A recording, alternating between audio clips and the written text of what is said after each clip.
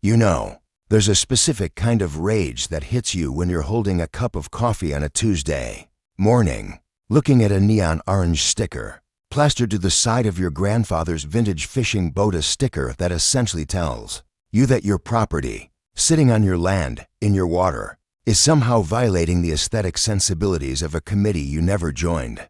I stared at that piece of paper, feeling the ceramic mug get hot against my palm, and read the bold black text that demanded I remove my unauthorized watercraft within 48 hours or face a fine of $500 a day. They even threatened to tow it at my expense, which was almost funny if it wasn't so infuriating, considering the boat was floating in Caldwell Lake, a body of water my family has held the deed to since the Eisenhower administration. These people, these absolute tyrants in polyester blazers running the Pineview Estates Homeowners Association, had absolutely no idea who they were picking a fight with. They thought they were bullying a newcomer, some city slicker who'd roll over to keep the peace.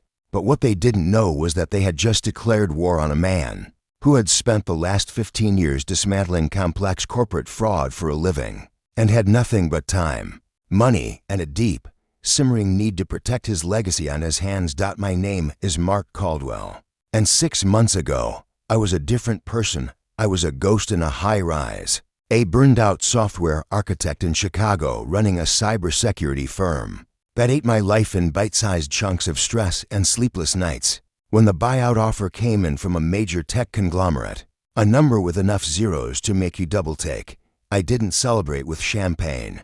I just felt relief, heavy and absolute. I sold everything, packed a single bag, and drove 12 hours south to the only place that ever felt like home, Caldwell Lake. My grandfather, a man who could fix an engine with a butter knife and patience, bought those 50 acres of water and was back in the 50s when it was just dirt roads and silence. He built the cabin by hand, taught me to fish off the end of a crooked dock, and taught me that land isn't just an asset, it's a responsibility. Mark, he used to tell me, pointing a calloused finger at the water, this isn't just a swimming hole, it's a living thing. And you don't let anyone poison it for a quick buck. When he passed, and then my father shortly after, the place sat empty, gathering dust and memories until I finally came back to breathe life into it. I renovated the cabin, kept the rustic soul but added the modern plumbing my knees appreciated, and settled into a life where the only deadline was the sunset. It was paradise pure, uncut tranquility until the Pineview Estates HOA decided that my existence was a blemish on their manicured view. See, while the cabin sat empty, a sprawling development of McMansions had sprung up on the North Ridge, overlooking my valley, and apparently, they had gotten very comfortable treating my private property like their personal amenity. That morning, after ripping the violation notice off the aluminum hull of my boat, I walked up the gravel path to my mailbox and found the formal letter-heavy cardstock, embossed logo, signed by a man named Preston Vance, the HOA president.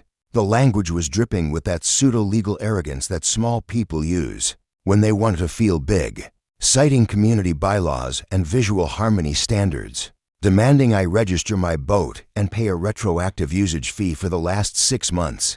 I was still reading it, half laughing in disbelief, when my phone buzzed. It was Earl, my nearest neighbor, a 70-year-old retired mechanic who lived in a shack down the road that predated the subdivision by decades. I see the vultures found you, Earl rasped, his voice sounding like gravel in a blender. I saw that white SUV creeping down your driveway this morning while you were grabbing wood.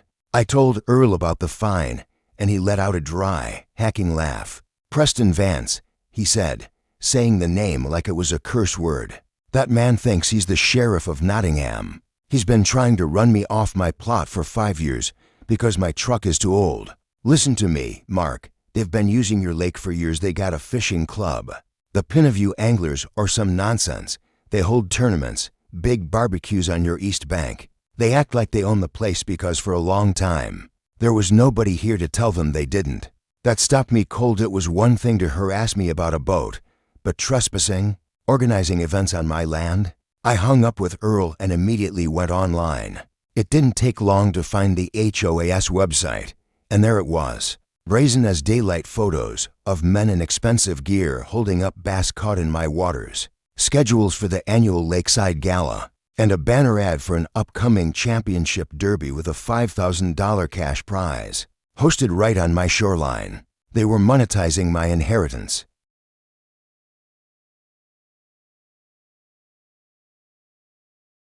I called my old college friend Elena, who is now a terrifyingly effective property lawyer in Atlanta. "Let me get this straight," she said, and I could hear the smile in her voice. "You own the water rights, the lake bed, and the shoreline, and they're fining you for parking a boat on it.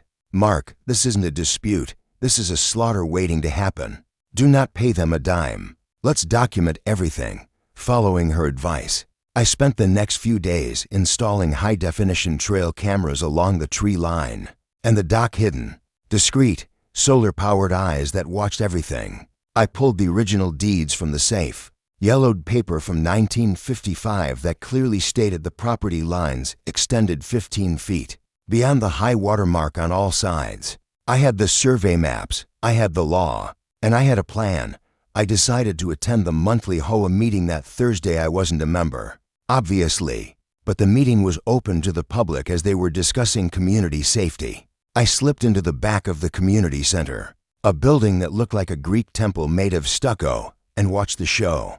Preston Vance was exactly what I expected, 50-something, wearing a blazer with gold buttons, hair sprayed into a helmet of silver perfection, holding court like a king. He droned on about mailbox heights and trash can placement for 20 minutes, before finally bringing up the lake management issue. We continue to struggle with unauthorized usage of our community waters, Vance announced, projecting a photo of my boat onto the screen. "This eyesore is not only a violation of our aesthetic code, but a safety hazard.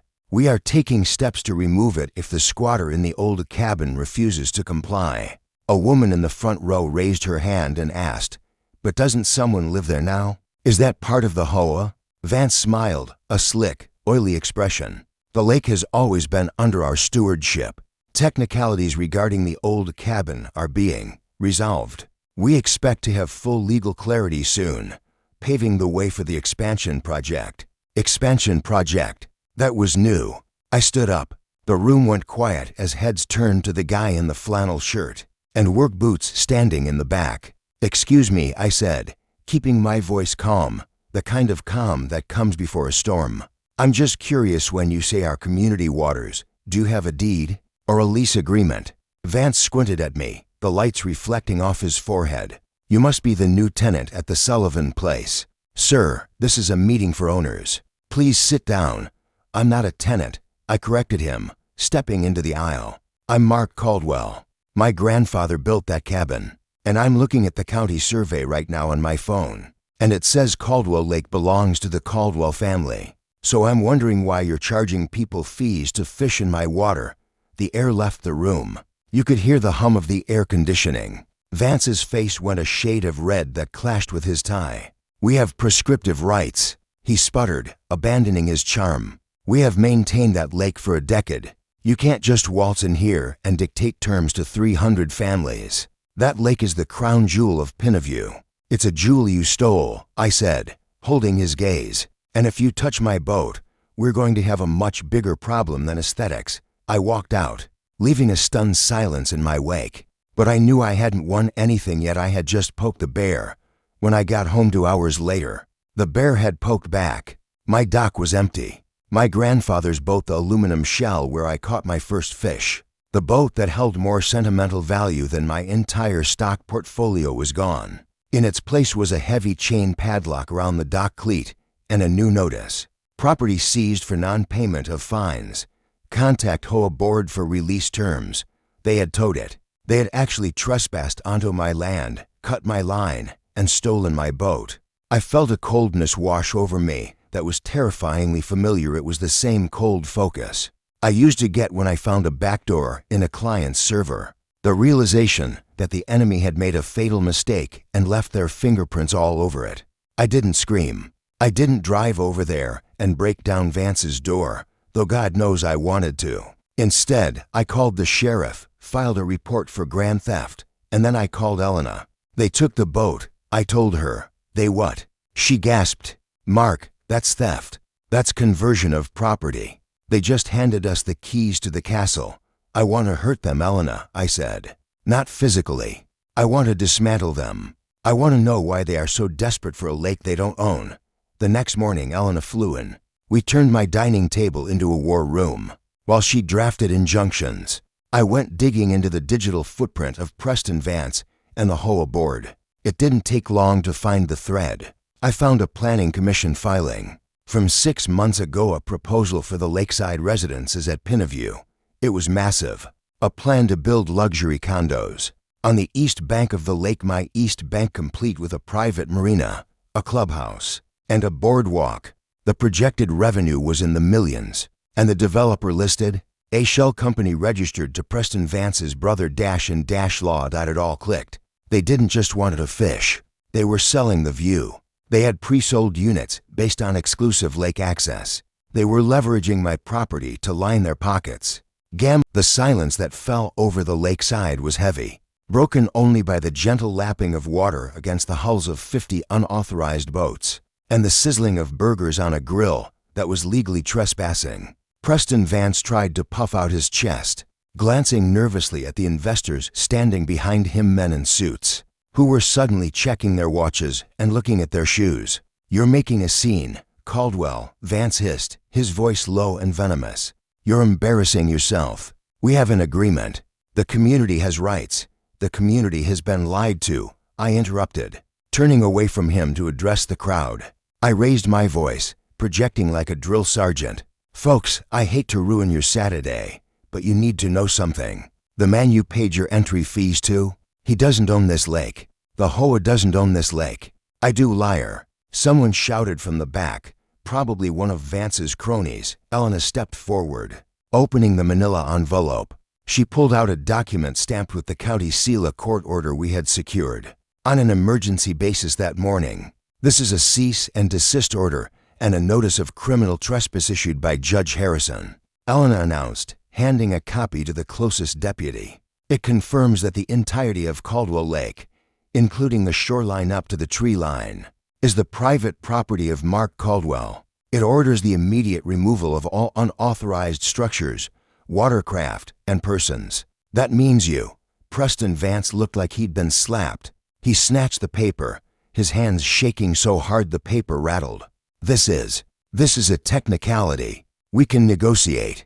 Mark, be reasonable. We have sponsors here." "Where's my boat, Preston?" I asked, stepping into his personal space. It's in the maintenance yard," he stammered. "Safe, it's safe. You stole my property to extort me for using my own land," I said, loud and clear. "And you've been selling these people memberships to a club that exists on stolen ground. But that's not the worst part, is it?" I looked past him to the investors. "Gentlemen, did Mr. Vance tell you about the condos? The lakeside residences? Did he show you the deeds for the land he promised to build on?" Vance lunged for me, a desperate, flailing grab, but the deputy stepped in, putting a heavy hand on his chest. "Sir, settle down," the officer warned. "He's defrauding you." I yelled to the investors. "He's raising capital for a development on land he doesn't own. It's a Ponzi scheme built on water." The lead investor, a tall man with gray hair who looked like he didn't suffer fools, walked up to Vance. "Preston," he said, his voice like ice, "is this true? Do you own the East Bank?" Vance opened his mouth, but no words came out. He looked at the investors, then at the angry crowd of neighbors who were starting to realize their exclusive access fees had been a lie, and finally at me. He wilted. He physically shrank, the arrogance evaporating into pure panic. I assumed we could acquire it," Vance whispered. "That's not ownership, Preston," the investor said. He turned to his associates. "Let's go. We're pulling the funding, and I'm calling the DA." The chaos that followed was beautiful in its own way. The investors left in a convoy of black SUVs. The neighbors, realizing the party was over and legally dubious, began packing up their coolers and fishing gear, shooting angry glares at Vance. The sheriff's deputies informed Vance that he was being cited for grand theft regarding my boat and that he had one, or to clear every piece of HOA equipment off my land or it would be impounded. I watched from the hood of my truck Sipping a bottle of water Earl handed me. You see his face. Earl cackled. Looked like he swallowed a catfish whole. But the fallout didn't stop there. When you pull a thread that loose, the whole sweater unravels. The story hit the local news that night HOA president, accused of real estate fraud and theft. It turned out Vance had been funneling the lake maintenance fees, thousands of dollars a month, into his personal accounts to pay off gambling debts, using the resort project to cover his tracks. The community was livid. They held an emergency recall meeting the following Tuesday. I didn't go, but Earl told me it was a bloodbath. Vance was ousted, the entire board resigned in disgrace, and the police opened a formal investigation into the HOA's finances.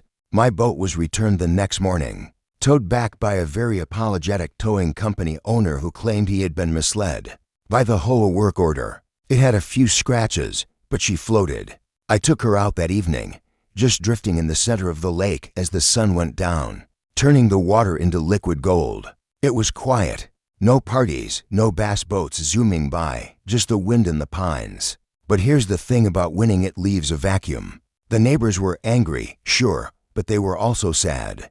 They had lost their access to the water. Kids who used to fish off the bank were staring through the fence I'd repaired. I realized my grandfather didn't fight the mining company just to keep the lake for himself. He fought to keep it safe. A few weeks later, a delegation from the newly elected HOA board came to my gate. They looked terrified. They expected me to sue them into oblivion. Instead, I invited them onto the porch for coffee. We know we have no right to ask. The new president, a young woman named Sarah, said, but the community misses the lake. Is there any way? Any price? I looked at them. They weren't Vance. They were just families. No price, I said. I'm not selling access, but I am starting something. I laid out the plan I'd been working on with Elena, the Caldwell Conservation Trust. I wouldn't cede ownership, never again, but I would grant limited, revocable permits to residents who joined the trust. The rules were strict: no gas motors, catch and release only, no parties, and mandatory volunteer hours on cleanup days. The fees wouldn't go to the HOA. They would go directly into a fund to restock the fish and maintain the watershed. You wanted to fish? I asked. You help me protect it. You want to walk the trails? You help me clear the brush. We do this my grandfather's way, or we don't do it at all. They agreed instantly. 6 months later, the lake is different. It's quieter, cleaner. The elite anglers club is gone, replaced by dads teaching their daughters to cast off the dock on Saturday mornings.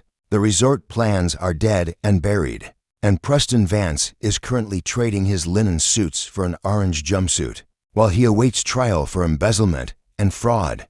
Yesterday, I was out on the boat, and I saw Earl on the bank, teaching a group of neighborhood kids how to tie a lure. He waved at me, and I waved back. I realized then that I hadn't just saved my property. I'd saved the community from itself. I'd turned a battleground back into a home. So, let this be a lesson to anyone dealing with a petty tyrant with a clipboard and a God complex. Know your rights, check your deeds, and never, ever let someone tell you that you don't belong on your own land. Because sometimes, the only way to find peace is to be willing to go to war for it. This is Mark Caldwell, signing off from the middle of the lake. The water's fine. And the fishing? It's never been better.